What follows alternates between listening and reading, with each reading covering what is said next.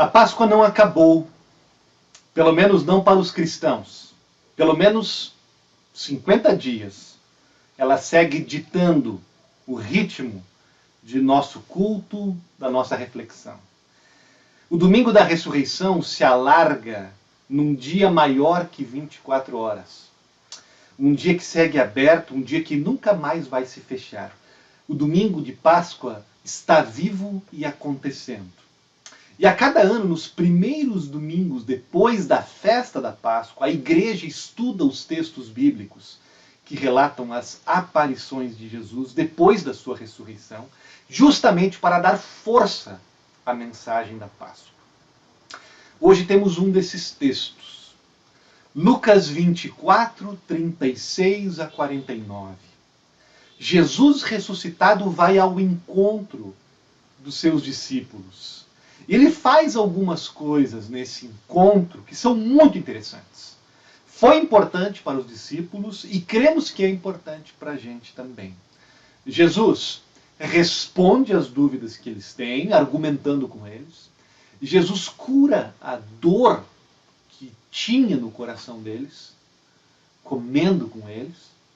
E Jesus redireciona a vida deles, enviando-os como apóstolos. Vamos, nesta mensagem, queridos irmãos e irmãs, examinar cada um destes gestos de Jesus em Lucas 24.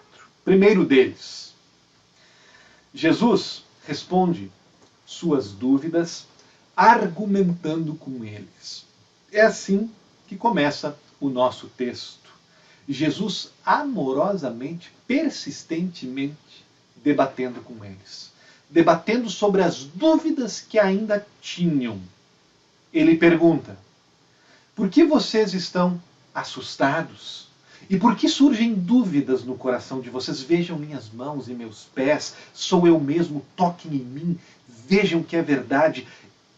Pode um espírito ter carne e ossos, como vocês estão vendo que eu tenho? Vocês têm alguma coisa aqui para comer? E o versículo anterior diz que Jesus fez aquilo porque eles pensavam que estavam vendo um espírito. E alguém poderia dizer, mas que diferença isso faz? Jesus pensa diferente. Esta dúvida é central.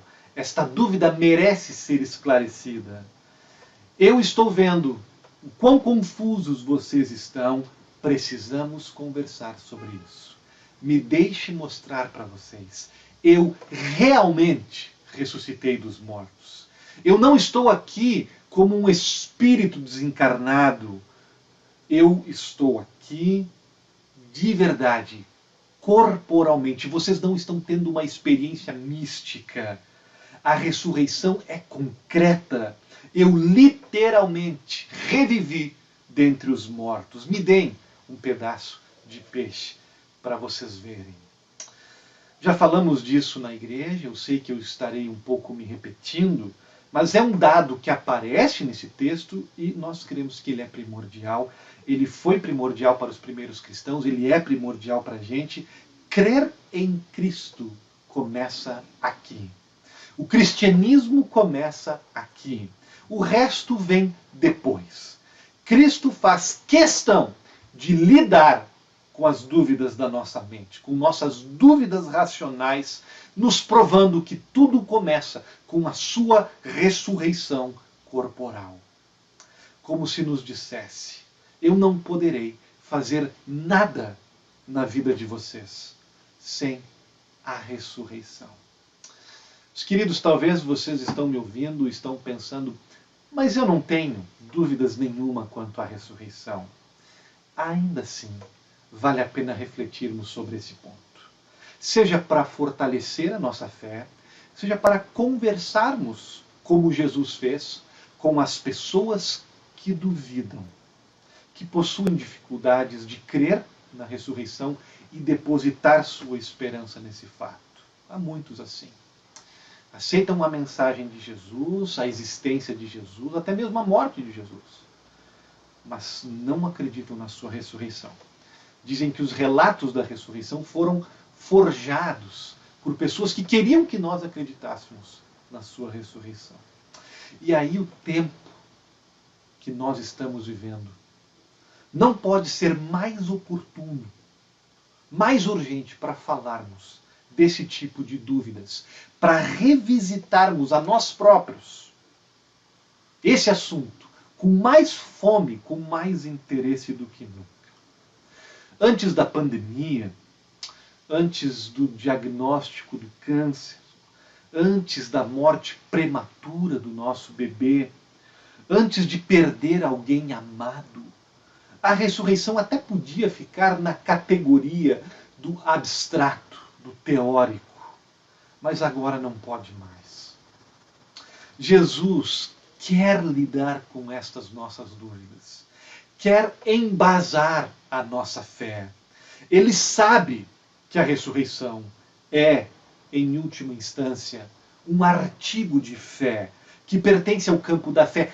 Cremos na ressurreição dos mortos, nós dizemos nos credos.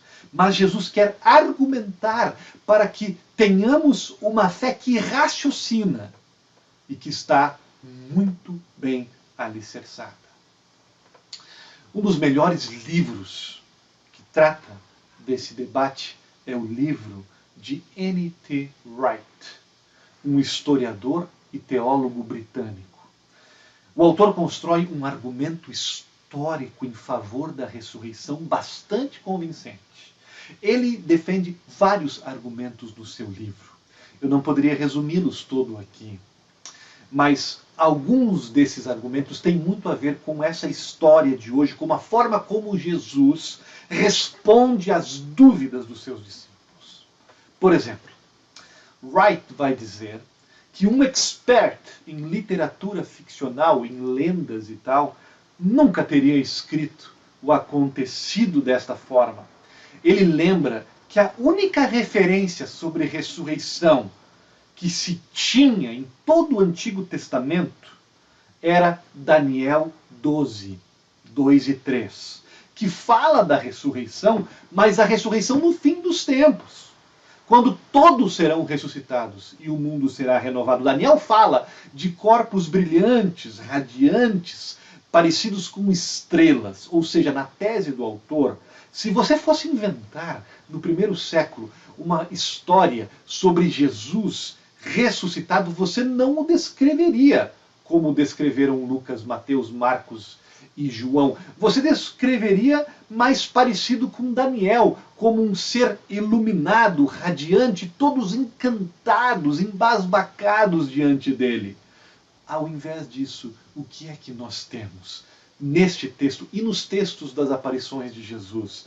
Temos Jesus aparecendo inúmeras vezes no meio dos seus discípulos, sem estardalhaços, sem espetáculos, perguntando coisas simples, do tipo: vocês têm alguma coisa para comer? Quem inventaria uma história com esses detalhes? Pergunta Wright. Um outro argumento que o autor levanta: alguns dizem que a ressurreição podia ter sido fabricada na época porque as pessoas eram primitivas, porque elas não eram científicas, elas estavam predispostas a acreditar em milagres de gente voltando à vida. Será mesmo? Não no texto. Quando Jesus aparece para eles, não os vemos dizendo: eu sabia, nós sabíamos que o Senhor ia ressuscitar. Não, eles estão apavorados, eles estão confusos, os discípulos têm uma dificuldade imensa em acreditar em Jesus ressuscitado. E isso se encaixa perfeitamente com o que nós sabemos sobre a história do primeiro século.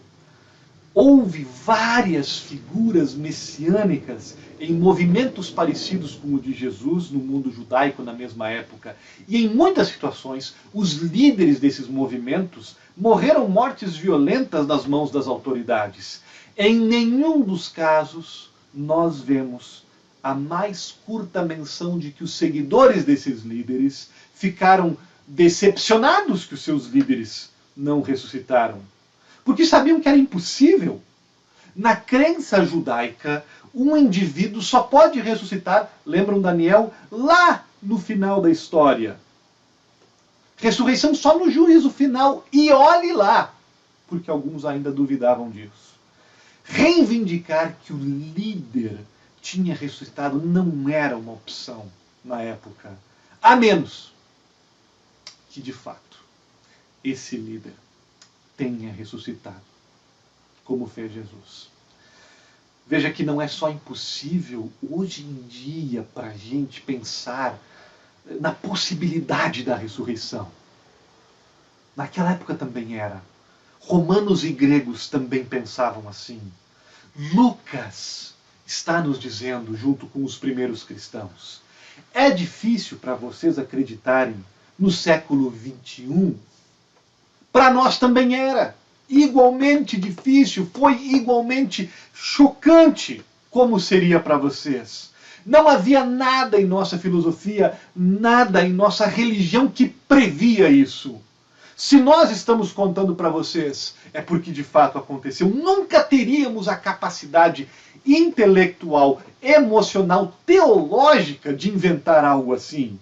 Mas nós o vimos, não sonhamos, nós tocamos nele. João, que estava naquele dia, vai dizer na sua primeira carta, no capítulo 1, que nós lemos hoje, o que desde o princípio era, o que ouvimos, o que vimos com os nossos próprios olhos, o que contemplamos e com as nossas mãos apalpamos a respeito do Verbo da vida. Pedro vai proclamar essa mesma mensagem quando ele começa a igreja, num dos textos deste domingo. Pedro vai dizer, nas primeiras pregações, para o mundo ouvir, vocês mataram o autor da vida, mas Deus ressuscitou dentre os mortos. Nós somos testemunhas disso. Todos eles, gente, um a um, testemunhas oculares, concretas, nos dizendo, nos chamem de mentirosos ou acreditem na gente e sejam bem-vindos ao novo mundo da ressurreição, mas não tente manipular, não tente domar o que nós estamos dizendo. Não diga que nossas histórias são simbólicas. Não diga que a ressurreição é um símbolo de uma nova primavera, é símbolo de uma situação espiritual. Não diga que éramos fãs de mitologia, que o nosso passatempo era inventar histórias sobre ressurreição. Se nós escrevemos isto e estávamos dispostos e morremos para defender essa verdade, é porque de fato ela aconteceu. Jesus convenceu os primeiros discípulos duvidosos disso. É o primeiro que nós vemos nesse texto. Um segundo ponto, meus irmãos, minhas irmãs, Jesus cura as dores dos corações dos seus amigos. Interessante que Jesus faz mais que responder às dúvidas racionais, intelectuais, doutrinais dos seus discípulos relativas à ressurreição. Jesus, com a sua ressurreição, toca nos corações dos seus discípulos. Ele vai mexer com as suas dores, desejos mais profundos. E como é que ele faz isso no texto? Com gestos. As palavras tocam no nível da gente. Tem níveis que só os gestos tocam. E Jesus faz 2 gestos significativos. E o primeiro deles é particularmente especial. Jesus come. Jesus pede comida para os seus discípulos. E quando Jesus come na presença deles, vocês e eu apenas vemos mais uma prova da ressurreição, mas os discípulos viram algo a mais. O que poderiam ter visto a mais, de melhor, do que a prova de que Jesus tinha ressuscitado? Eu lhes digo que esse ser que ressuscitou, que esse Jesus que ressuscitou, é o nosso Jesus. é o nosso mestre, é o nosso amigo. Aqueles discípulos tinham uma relação com Jesus de amor. Jesus passou a ser o amor da vida deles. Quando eles o conheceram, se apaixonaram por ele. E quando Jesus morre na cruz, é o amado da alma deles, o herói da vida deles, quem morre. E aí nós entendemos o gesto, a comida. Porque quando alguém se sentava para comer com outra pessoa, significava muito mais do que a partilha de uma refeição significa hoje para a gente. Para os antigos, trazer alguém para comer como convidado era convidá-lo não apenas para uma comida, mas para uma amizade, para uma relação, para uma aliança, para uma intimidade. Essa era a cultura. E um sinal disso nós vemos em Apocalipse capítulo 3. Em Apocalipse 3 Jesus diz: eis que estou à porta e bato, se alguém abre, eu entro e comerei com esta pessoa. Vejam que Jesus associa a diferença, o tipo de relação que ele quer ter com uma pessoa, com entrar na casa dessa pessoa e comer com essa pessoa. Ele não diz: entrarei na casa dessa pessoa e darei uma palestra para ela. Ele não diz: entrarei na sua casa e farei uma oração com você. Ele diz: entrarei na tua casa e comeremos juntos. Vocês têm algo de comer? Diz o ressuscitado. Ele está dizendo: não é apenas que eu ainda tenho um corpo real que consegue se alimentar. Eu vim para comer com vocês. Seremos amigos. Ele está dizendo: eu que ressuscitei, sou o Jesus de vocês. Sou o Messias de vocês. Sou o amor de vocês. Ainda estamos e estaremos para sempre unidos. O que é que dói em vocês? Saudades de mim? Eu estou aqui e vim para matar essa saudade. Qual é o maior medo de vocês? Me perder? Me ter apenas nas lembranças de vocês? Ficar apenas com os meus ensinamentos habitando a mente de vocês? Ou que eu abandone vocês, agora que ressuscitei, e escolha outros discípulos, outros que não me traiam, outros que não duvidem de mim? Eu estou aqui e vim para comer com vocês, para reconciliar qualquer coisa, para restaurar qualquer coisa ao redor desta mesa. Qual é o maior desejo de vocês?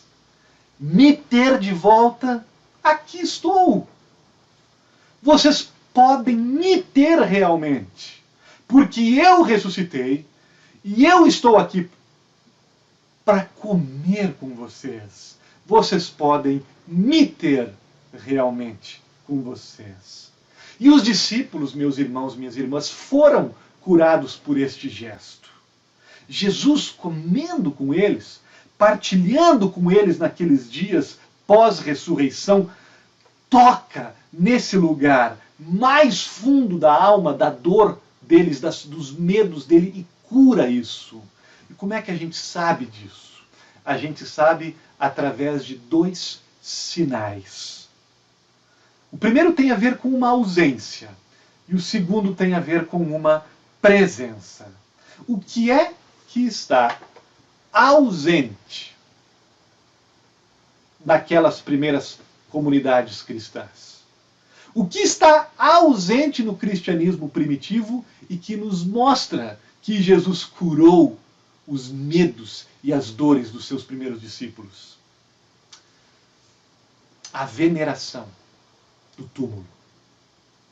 Pensem comigo. Os judeus dos primeiros séculos, gente, quando tinha um profeta, um mártir que morria, eles veneravam o túmulo. Vários exemplos de líderes messiânicos que foram mortos. Há vários casos onde o lugar do sepulcro destes líderes se tornou um lugar de veneração. Veneravam a tumba, se reuniam lá, construíam santuários lá. Era assim que os judeus tratavam os seus mártires. Jesus chega a falar disso. Os primeiros discípulos fizeram isso também com os seus mártires. Construíram santuários nos lugares onde haviam morrido, onde haviam sido enterrados. Tem santuário para Tiago, irmão de Jesus. Mais tarde tem um santuário para Policarpo, bispo de Esmirna. Tem um lugar onde estes mártires podiam ser lembrados e homenageados, mas não teve nenhum santuário, nenhuma evidência de que os primeiros cristãos fizeram algo parecido com a tumba de Jesus. Por isso não se sabe 100% ao certo onde Jesus foi exatamente enterrado. Porque aquele lugar não se transformou num lugar de veneração para os primeiros cristãos. Porque não adquiriu importância. Não até Constantino, 300 anos depois, ter a ideia de construir ali um santuário. Hoje, gente, existe um lugar onde supostamente Jesus foi enterrado. Não porque os seus ossos estão ali, mas um lugar significativo porque a obra da redenção foi realizada também ali. Mas vejam, por 300 anos, várias gerações, os cristãos não deram importância a esse lugar. Há uma ausência de uma veneração do túmulo de Jesus. A ausência de qualquer registro disso até Constantino. A tumba de Jesus não teve importância. O que isso indica?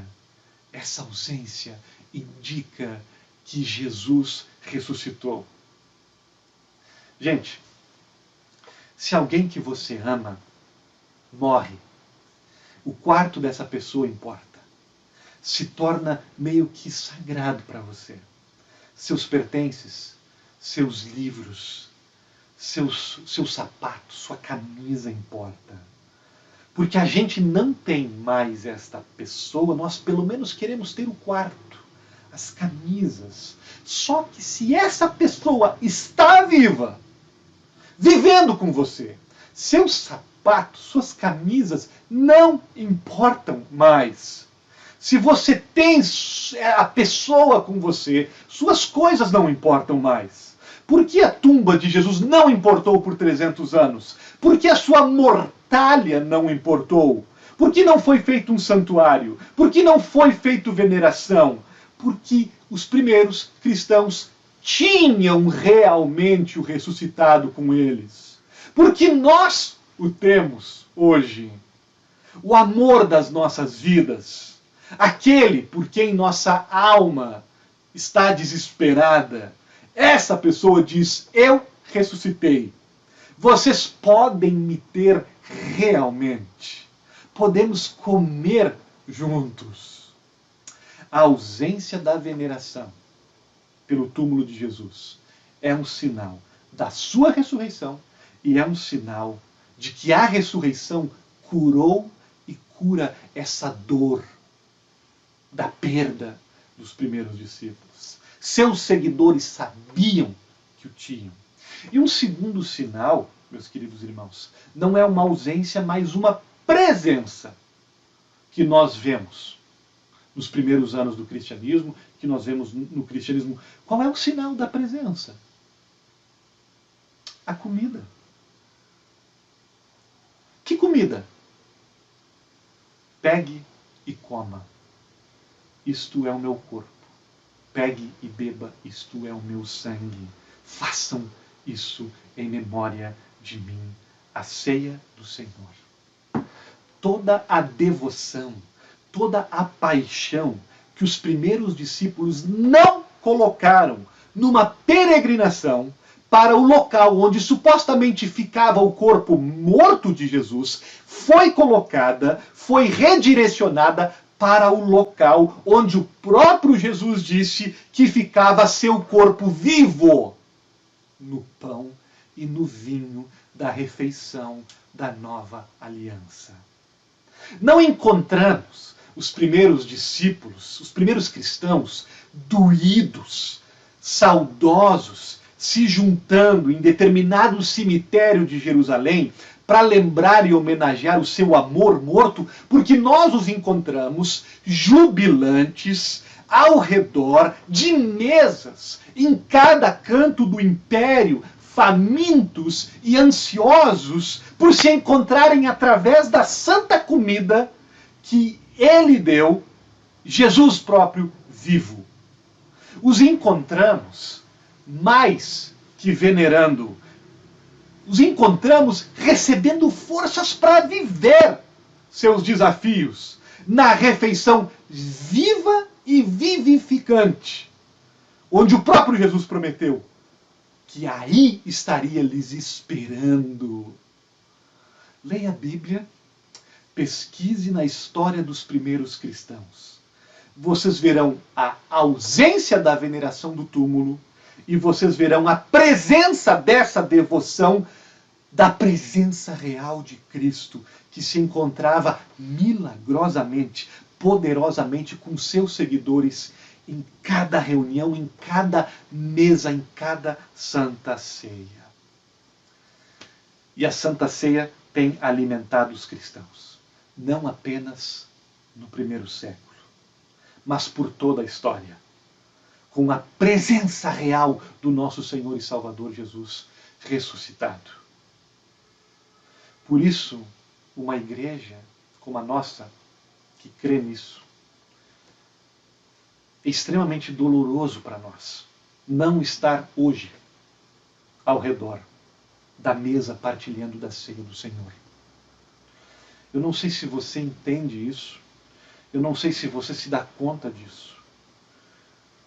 Eu nem sei mesmo se você sente, tem sentido essa falta. Mas deveria. Tremendo remédio para a alma. Tremenda cura para nossas dores. Alimente essa fome.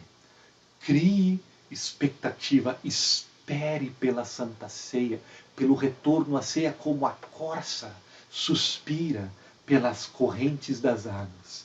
E peça a Deus que logo estejamos novamente juntos ao redor da comida da sua presença ressuscitada. O outro gesto que Jesus faz, que cura dores dos discípulos e as nossas, é de novo mostrar as suas marcas. E é impossível a gente esgotar a beleza desse gesto. Ele ainda é hoje um poderoso modo de Jesus lidar com as nossas dores. Versículo 40, sublime na Bíblia de vocês. Dizendo isso, mostrou-lhes as mãos e os pés. E a resposta imediata foi de alegria e admiração. E Jesus não diz, olhe nos meus olhos. Ele diz, olhe para as minhas mãos, para os meus pés. E ficamos com a pergunta, por que é que o seu corpo ressuscitado, aperfeiçoado, glorificado, manteve as marcas? Por quê? Um jeito de explicar isso tem a ver com uma coisa que eu creio que nós todos nos identificamos. Final feliz nas histórias. Nos filmes, alguma coisa boa no final. A história pode estar cheia de dramas, cheia de coisas ruins, mas no final ter um final feliz. Aliás, parece que quanto mais difícil é o percurso, a história, mais o final feliz se torna importante e incrível. E às vezes, nessas histórias, nas melhores histórias, as partes ruins são justamente parte da solução. São parte do final feliz. Por exemplo, num campeonato. Quando o time da gente sofre, chega no final e só no finalzinho vence. É muito mais emocionante e significativo. E se acontece alguma situação durante o campeonato de injustiça, de perseguição, de sofrimento, com o jogador, com o torcedor, com o treinador, um erro do juiz, e justamente esses personagens conquistam a vitória, se redimem, a alegria é muito maior, o final é muito mais feliz. Nos filmes a mesma coisa.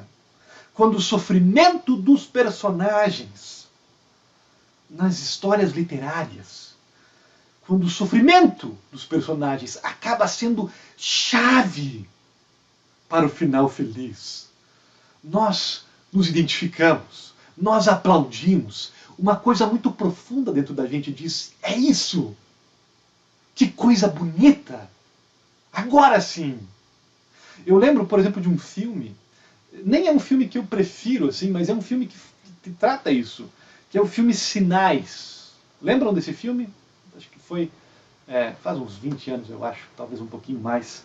Né? Filme Sinais. Coisas ruins acontecem, né? O tempo todo.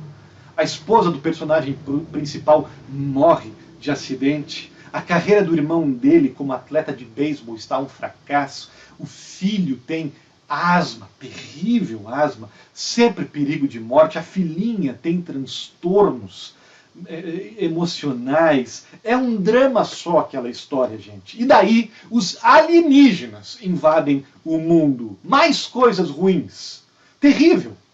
E aí quando tudo parece ir de mal a pior e todos estão perdendo a sua fé e tudo está um caos, de repente a alegria invade. O final é feliz. Há uma libertação.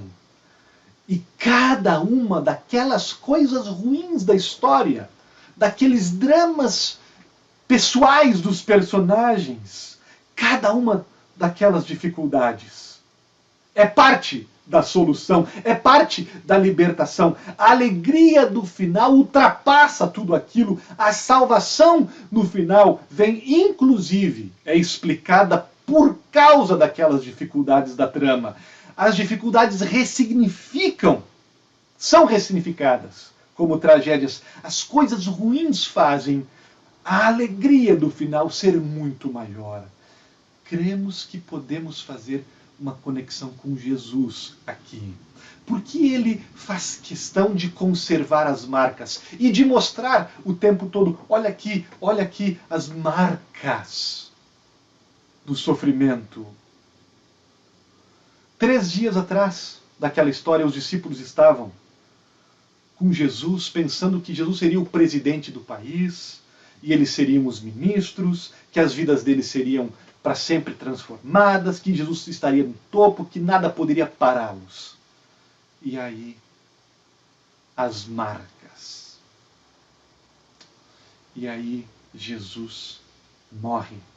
As marcas estragam tudo. Mas Jesus diz: não, as marcas não estragaram tudo. Estas marcas salvaram a vida de vocês. O que vocês pensavam que havia arruinado a vida de vocês é exatamente aquilo que está salvando vocês. A ressurreição não é a alegria apesar do lamento de Jesus. É a alegria por causa do lamento de Jesus. A ressurreição não faz Jesus esquecer do seu sofrimento, dá significado ao sofrimento de Jesus, completa a obra da cruz. As marcas no corpo de Jesus são uma prova eterna que revelam como a salvação dos nossos pecados foi obtida e aponta também para as nossas tribulações. Quando a ressurreição de Jesus for experimentada por nós, quando nós ressuscitarmos, nós talvez não esqueçamos das nossas dificuldades, das nossas tragédias, de tudo o que podia ter sido e não foi na nossa vida. A nossa ressurreição inclui essa nossa vida de tribulação, redime tudo isso, dá significado para tudo isso, torna elas como fontes vivas de alegria.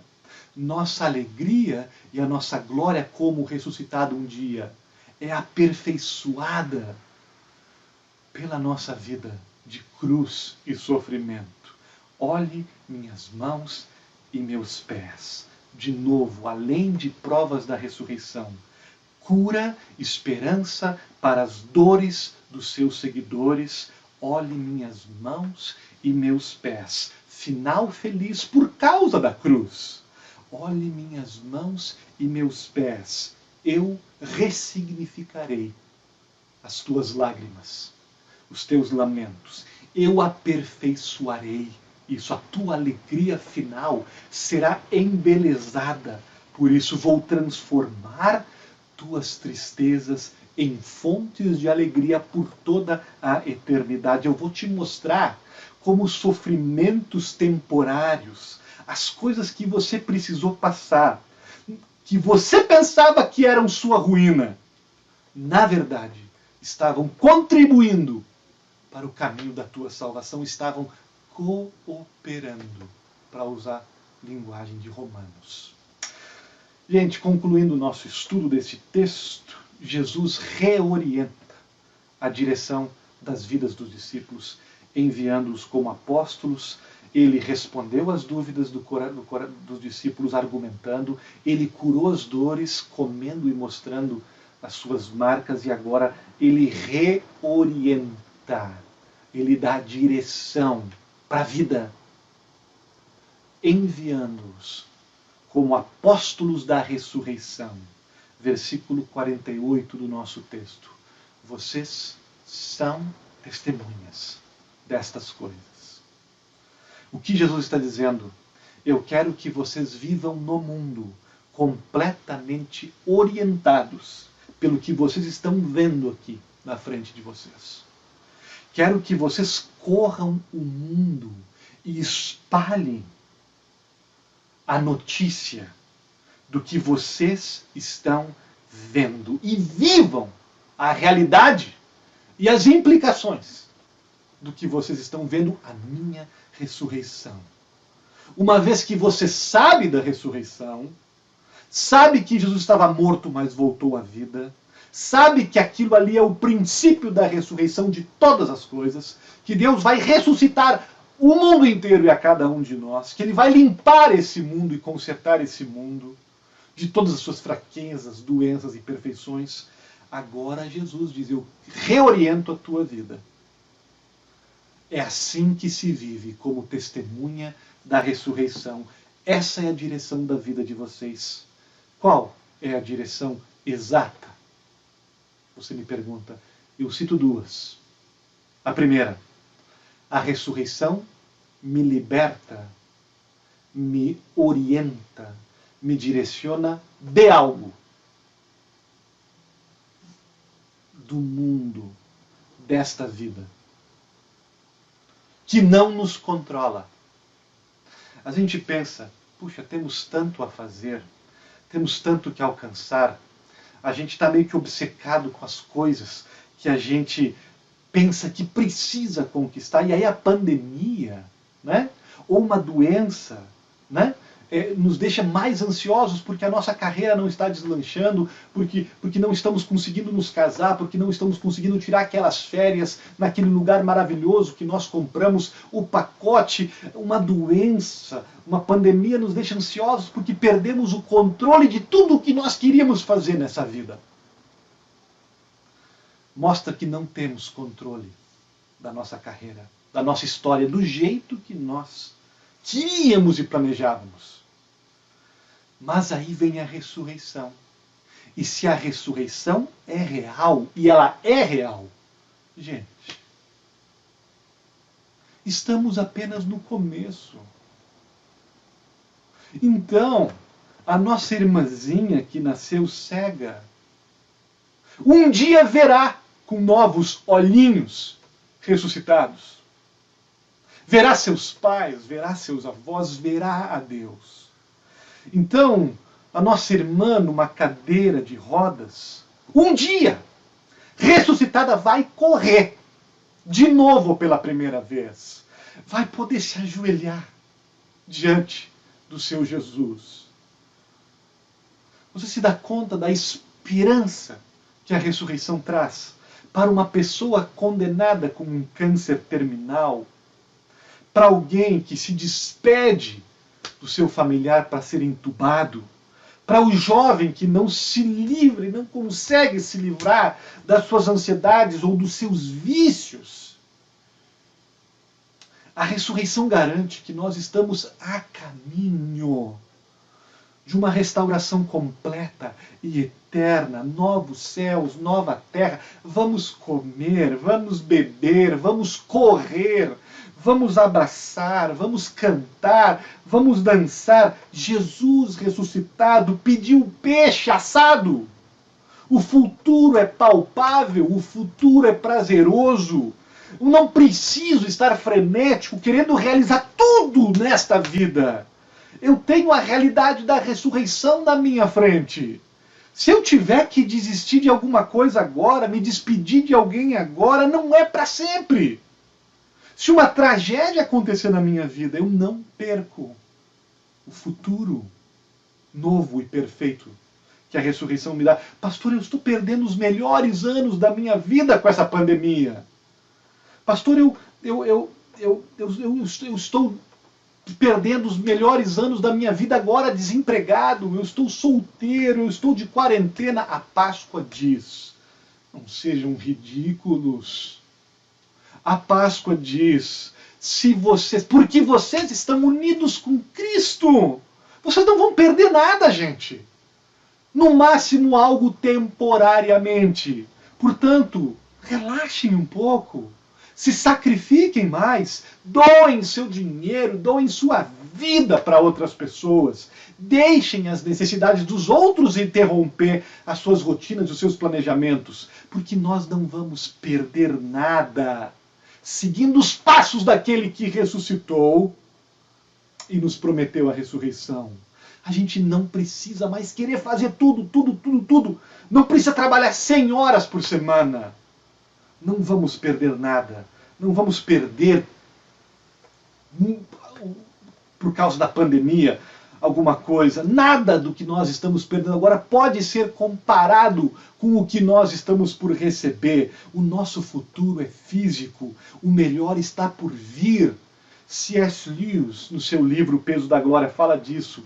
Que o que a gente está desfrutando agora são fagulhas tênues do que Deus tem preparado para cada um de nós, de beber da fonte dos prazeres e das alegrias junto com Deus na ressurreição.